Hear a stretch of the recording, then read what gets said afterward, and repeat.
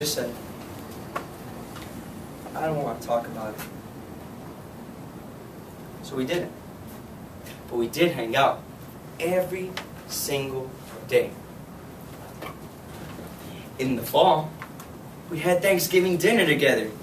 We took down a few chickens and a few porks. In spring, we went out and did what everybody does in spring, at least around my town. We went to the spring fair. In winter, we spent Christmas together at Santa's enchanted forest. And then in summer, it only seemed fitting that we would stay together. So we went to the beach. I waited for Isabel that day, bright and early. But once you know that when Isabel got there, she was wearing that big, gray, fuzzy sweater. Everyone was laughing and pointing and making these weird, bad analogies. Oh, you look so hairy, you look like a bear. Maybe it was my egocentric 9th grade self, but at that time, the world revolved around me. I thought Isabel did it on purpose, to embarrass me. So I turned around to give her just a piece of my mind. But Isabel had turned around. She ran and she cried. So I chased after her. But I wasn't letting her off that easy.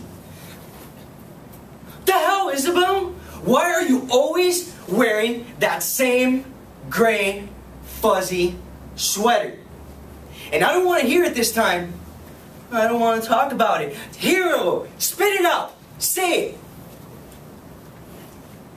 All she did was cry. She didn't say a word. She silently went, grabbed her hoodie, pulled it up. And what I saw sent 1 million electrical impulses running down my spine. I had never seen anything so horrible. Right there on Isabel's white, smooth exterior were periwinkle welts and cuts and bruises. And these just weren't any cuts. These weren't superficial. These were serious cuts. Because they were deep. With all the emotions running through me, I could barely utter a word. The only thing I could say was, why?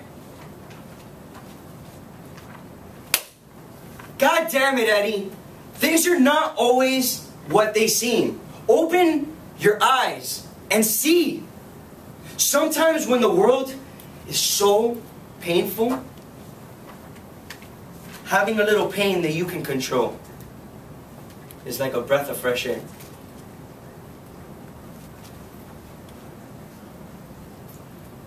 Me and Isabel never talked about that day ever again. But I did sit next to her at lunch every single day. Grabbed my book bag, sat next to her. The next day I sat down, without a word. She just looked at me. Hey. Hey. So I looked at her wide-eyed and I said, seems a little chilly in here, doesn't it? She thought I was crazy.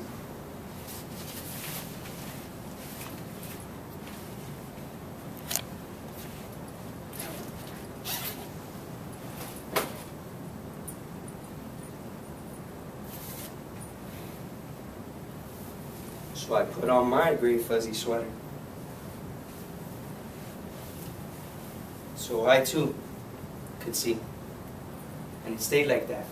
Every single day at lunch, it was just me, Isabel, and our big, gray, fuzzy sweaters. Because that day hit me like a cinder block right to the face. Because with our 20/20 vision, our glasses, our monocles, and our laser-corrected vision, we couldn't see what was right in front of us. I couldn't see Isabel's pain. I couldn't see what happened to Isabel in her house. But I didn't need to. because I felt it. So with all our technology and all our gifts, the next time that you go to work, go to school, see a friend out in the hall, and see them. I challenge you, here, today, put on your own gray fuzzy sweaters. Don't just look at them, hear them. Don't just look at them, smell them. Don't just look at them, feel them. Thank you. Eddie, number 10.